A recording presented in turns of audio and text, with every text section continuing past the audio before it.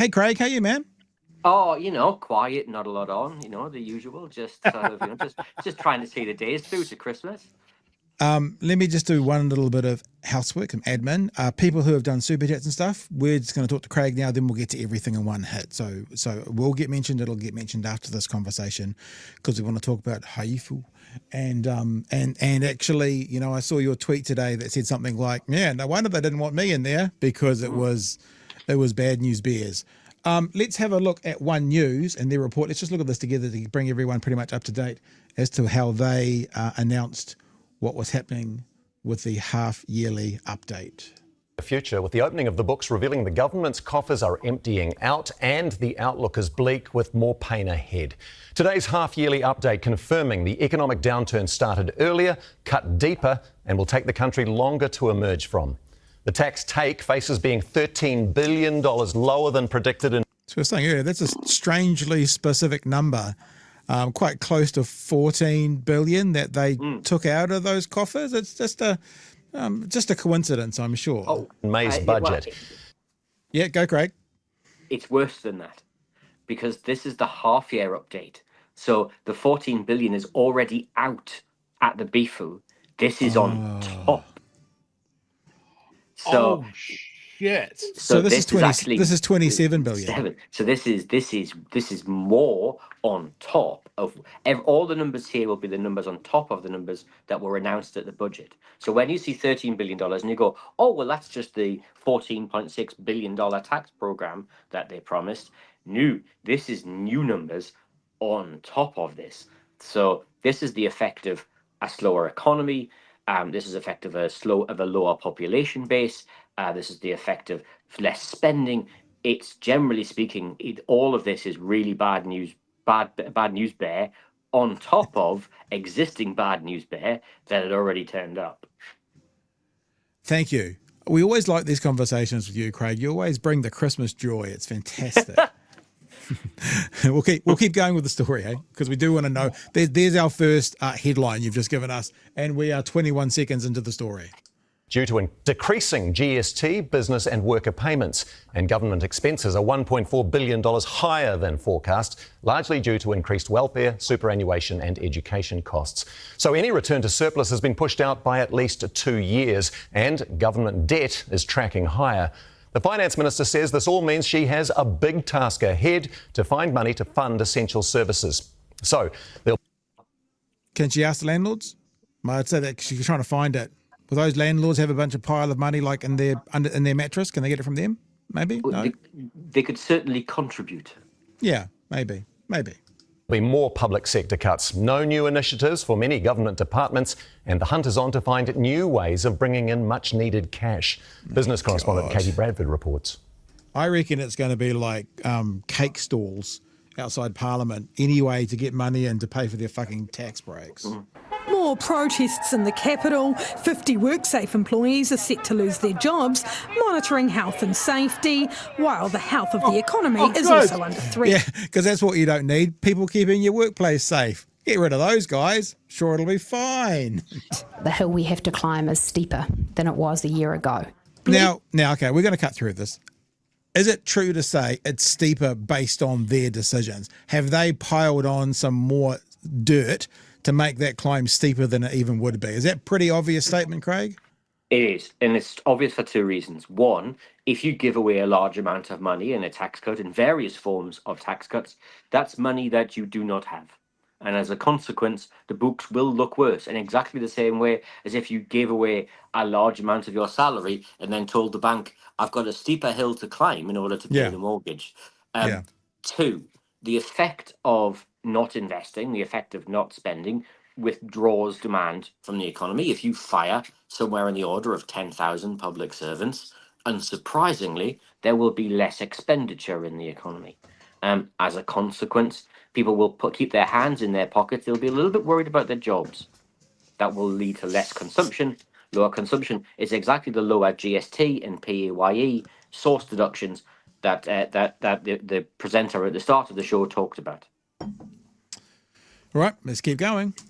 gloomy, grim. No sugarcoating it. Treasury's forecasts have deteriorated on almost every single measure.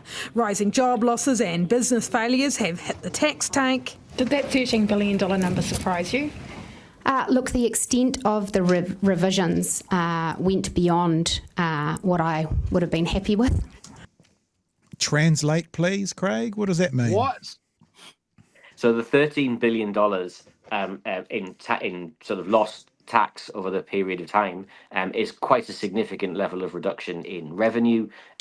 She's quite surprised by that because I believe she believes that GDP would have been or should have been stronger than the Treasury was forecasting.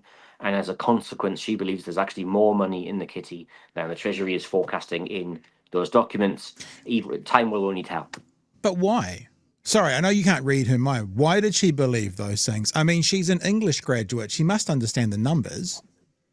Simply because I don't believe that she thought that the tax and cut program that the Crown has put on the table in terms of the decisions that they've made to date would have had quite the negative effect that they have.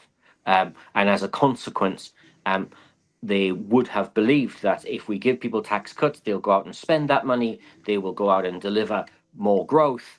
That everyone wins there, right? Except we know the winners from that story were very unlikely to spend that growth because they were already high income earners. So they were saving that growth, or they were paying off their mortgage, or they were doing other things. What they weren't doing was giving it to minimum wage workers or to beneficiaries who spend all of their income straight away because they simply don't have any other source of income. That's the kind of growth that's the kind of spending that delivers quick growth in localities. And as a consequence, we end up where we are with a lower tax take.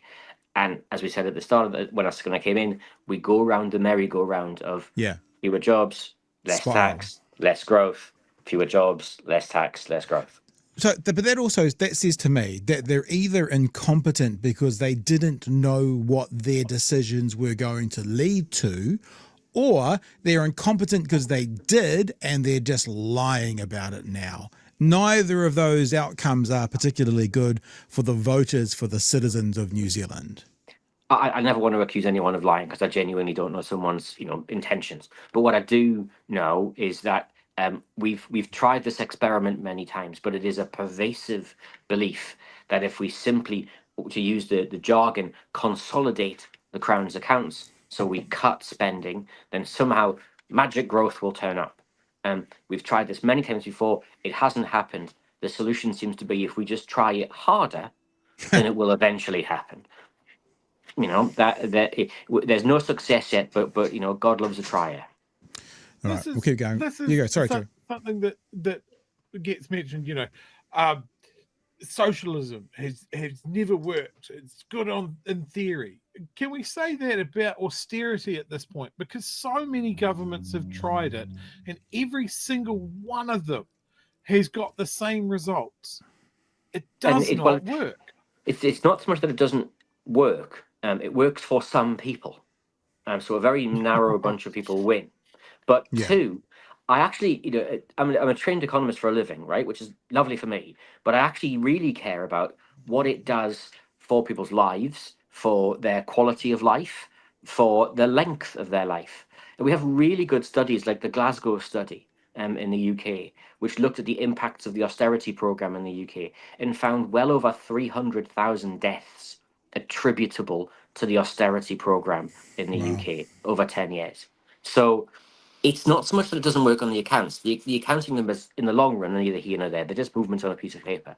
These are people's lives we're dealing with. And what I wouldn't want to see is that sort of thinking become embedded in New Zealand, because child poverty is already bad enough in this country. And we don't want to make it worse and embed that culture in here that actually we can somehow cut our way to freedom when we know we can't. All right, let's keep going on the story. Meanwhile, rising unemployment means increasing welfare payments. I've been looking for a job since November last year. I'm desperate for whatever I can get. I prefer mainly like childhood education stuff, primary schools and looking at retail jobs. While household budgets remain tight, Nicola Willis will have to keep the government purse closed too. She's sticking to her planned operating allowance of 2.6. I'm interested in Katie's framing there, though. Will have to. She's sort of saying, I mean, we've seen this before on all news medias, when they use the phrasing of the press release, will have to implies by the journalist, this is the truth. Is choosing to is probably a more accurate statement. And I think for those of us in this kind of independent media that don't follow that theme, we have to make sure that we always say, no, it's not will have to, it's is choosing to. Fair, Craig? Absolutely. I mean, Chloe was exactly right beforehand. These are choices, and the government's making these choices at this point in time. It's set itself some fiscal rules, and in those fiscal rules, it's saying we have to abide by the rules that we ourselves have created. And so it's a choice rather than being a law of physics or anything else. Yeah, we've been saying that about like budgets for, let's say, New Zealand Health, talking about we have to work within our budgets. And we've been pointing out, but remember, that budget is an arbitrary number set by this government. So what they're saying is we don't have enough money based on what this government said they're going to give us. Okay, so another answer could be give them more money and their budget would be different. Choices. So there's a really simple way of thinking about this, right? Let's say you've got a budget of $1 billion, and you get to $1 billion, and if you spend one more dollar, you will deliver world peace, global happiness, and everything else, right? Would you spend that extra dollar, or would you say, no, hang on a second, I've got a budget of $1 billion and that's it? Of course you would spend the money. These are just arbitrary lines. Yeah. The real goal is actually working out what's value for money, what actually is delivering for people, what delivers great outcomes. And that's a much better way of looking at it than just here is a bucket and that's the only thing I can do. When you started talking about $1 billion budget, I thought you were talking about our show there for a sec, Craig, because that's about what our budget is at the moment, isn't it, Chewie? About that, something like that. Let's keep going. Yeah. $6 billion in next year's budget. Much of that has already been allocated, leaving just $700 million. So more savings will have to be found. That with a few exceptions, government departments will not be receiving additional funding. A charity choice. Again, choice. Will not be receiving choice. We're saying they won't. Tax will be introduced in the budget to bring in more cash. The Finance Minister says lavish spending from the previous Labor government is to blame for the bleak forecasts. Was Labor too trigger happy with its spending? I think this government, the spending cuts that they have been making have made the economic situation worse for most New Zealanders. This government has been in office now for over a year. So far, all they've proven that they can do is blame everybody else for the consequences of their decisions. This is the austerity playbook. It is to defund public services to failure, to watch them fail, point that out to the public, and then say, hey, we should privatise that. Like so many others who've lost their job this year, it's tough out there for summer. I'm scared what it's going to be like in the future. I have actually thought about it, thinking, it might just be easier going to Australia since everyone else is doing it and it's working for them, but I just can't leave. Adding to the economic gloom, the minimum wage will go up by just 1.5%, the lowest hike in decades. Katie, Nick. Right, we'll leave it at there because one of the questions I want to ask you, rather than interrupting that, lavish spending by Labor. I mean, obviously there is impact from the years that have gone before. I'm not saying apportion the blame, but how much of what we're seeing now is based around, let's just say decisions of the last 5 to 10 years? How much of what we're seeing now is based on decisions based on the last 12 months? Okay, so over the past 12 months, we've seen, cuts to very many public services. That's seen unemployment start to rise quite quickly in many places.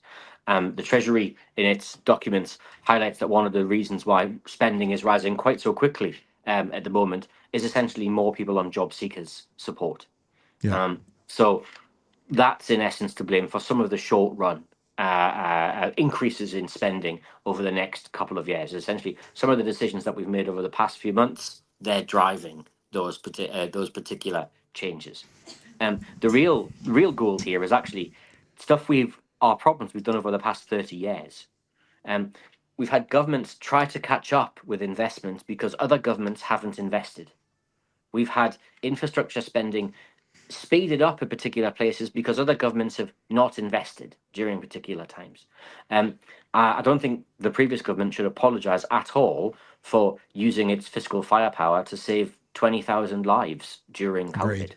And businesses as well. And All those people, businesses business that were and saved. livelihoods and Yep. everything else. I don't think the government should apologise for investing more in health and education. It did that precisely because the previous government had underinvested. So, you can try and apportion blame. The real story here is when you're in government, you're in government. You own it. You don't get elected by accident. You choose to be elected. And so they've been in office for a year.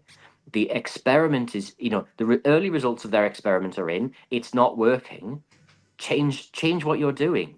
If we look around the rest of the world, we see growth. If we look at the US, we see strong economic growth. Yeah. Even the UK is starting to see economic growth. They're doing the exact opposite of what we're seeing in New Zealand.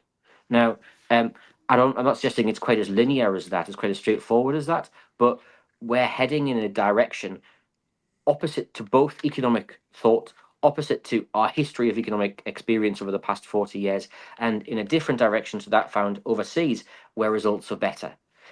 I would put it to you that actually that suggests, you're on the wrong track and you should probably change. Chewie, anything, sir? This is some pretty gloomy stuff.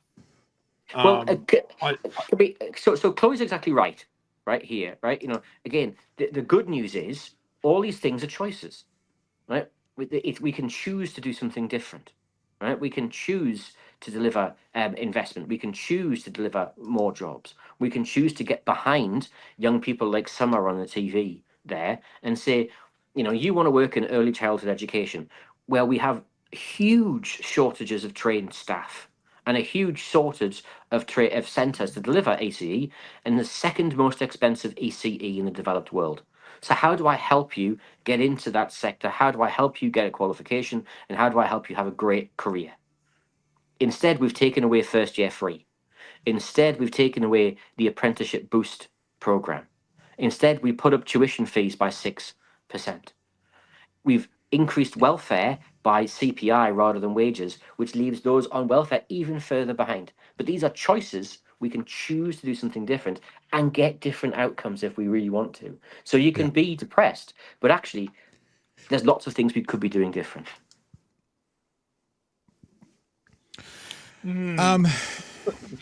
Any good news, Craig, in HYEFU? Like, honestly, anything that you went, that's not bad. Like, is there anything we can look forward towards?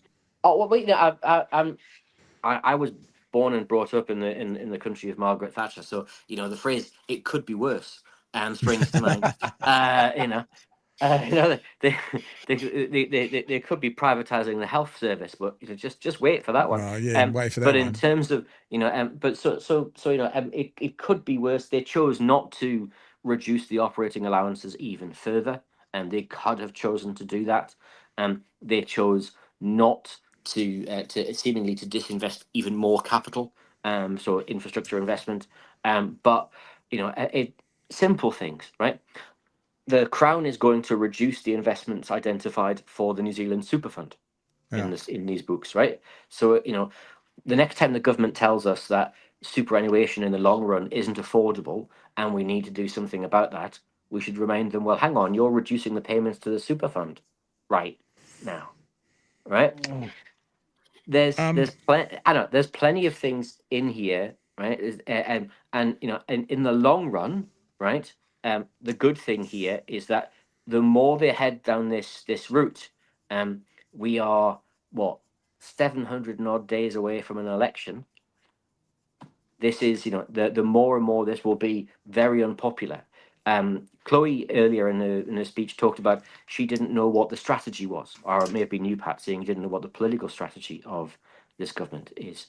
To me, these books make extremely clear what the political strategy of the government is, which is that they hope we have forgotten by 2026 what they have done, and that interest rates are low enough so that mortgages are lower, people feel a little bit wealthier, house prices are rising, and we all forget. And that's the strategy. I was pointing to Chewie because Chewie's been saying the whole year they're front loading all this bad shit, so they forget about it. I've got one more question. They've gotten this so wrong. They've gotten their projections so wrong, so they say. When you look forward the next sort of 12 months and hear what they're saying today in this cycle, what do you think they've got wrong, or what do you think is to come for the economy over the next 12 months? What really worries me in this document, let's make a distinction here, because when we talk about they've got their numbers wrong, all the numbers come from the Treasury rather than from ministers. So it's not ministers have numbers wrong, it's the Treasury. But one of the things that really worries me is the GDP forecasts, because we go from 0.5% growth in June 2025. Suddenly we spring by June 2026 to having 3.3% growth. At the same time as the government is cutting, at the same time as unemployment is higher, at the same time as, where we're investing less, business investment to June 2025 is going to fall by 3.2%. So private firms will be investing less and less next year. But suddenly, on these numbers, the economy is humming. If that number is wrong, we are even deeper in the hole than we thought we were going to be. And if that number is wrong, then unemployment will be higher and we've got even bigger troubles. So I'd love to know... Merry Christmas, New Zealand. Merry Christmas, New Zealand. I'd love to know where that sense of optimism in June 2026 is going to turn up, because the fundamentals, as we talk about in economics, there's nothing there except for rapidly reducing the interest rate and hoping the housing market kicks back in and praying like hell people start going to the bank again to borrow because they feel a little bit wealthier because the value of their house has gone up. But there's nothing fundamental about jobs, government investment, or anything else that's driving that growth. Craig, Chewie, I was going to say, Chewie, anything from you or anything from the chat you want to get in there as we wrap? Yeah, we've got a couple of questions for you, Craig, if that's okay. Of course. Craig, what's going on with the ACC stuff? So the government has created a new measure.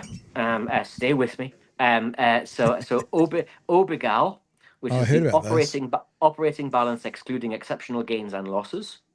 Obigal X. They've now created Obigal X, and X excludes the ACC measure, the ACC balance. Now, makes the books look better than they are, though, eh? Yeah, by about $4 billion.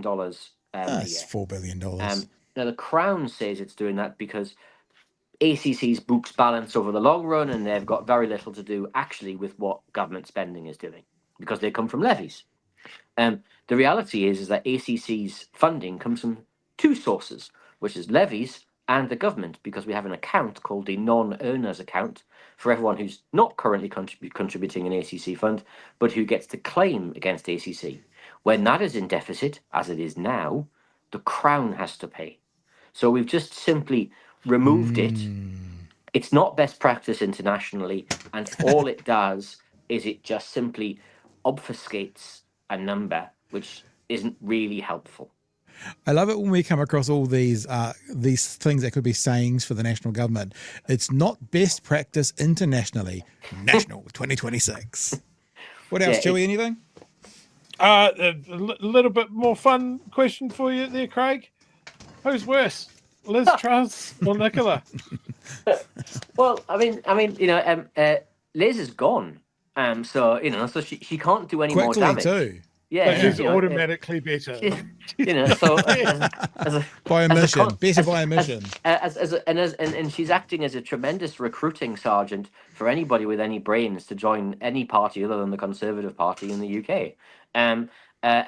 Nicola, sadly, is still in office. Looks likely to still be in office, and as a consequence, we have real challenges, because the strategy that's set out again in this document for all your readers at home just doubles down on where we are today. And so that's a real worry to me, is that there's no new thinking despite the evidence having changed.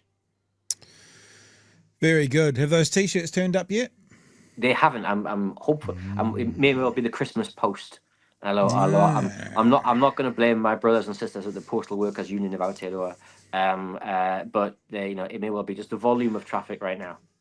Craig, it's always a pleasure talking to you. You know that. And when we were talking with the whānau watching last week, we were talking about fan faves. We were who the fan faves, get them on, and your name was definitely in there amongst the people that our guys watching and listening love to hear from. So, thanks for being a part of what we've done this year. We have got a bit of a plan about getting you more involved in some reporting for us next year. We're working on that for you to keep you in those lockups rather than allow them to exclude you. I was wondering, did the Taxpayers Union get an invite from a media company to get in there, or did the platform get in there? Because they would both also be excluded based on those criteria. Do you know?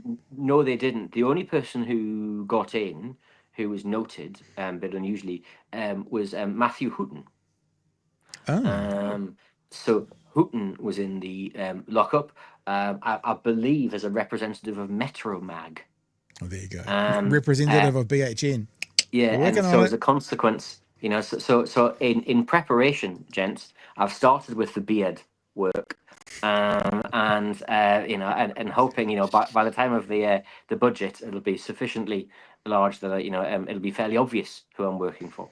Very good. And of course, you've got the uniform coming out to you in the form of Nicky Nobo's t-shirts, and we haven't yet got Chewie. You don't even know this, but the t-shirt that what was it? Fight back together, Maranga Ake. Yeah, there's a couple of them coming out to us, Chewie, so we've done a swapsies. Choices. But Craig, it's been amazing. Thank you so much for coming on board. Always great to talk to you. Always want to have you on. And have an awesome Christmas and have a good break. I was hoping you're getting a decent break. And we'll catch up in 2025. Thank you. One final thing, just in case readers haven't had enough depression for the year.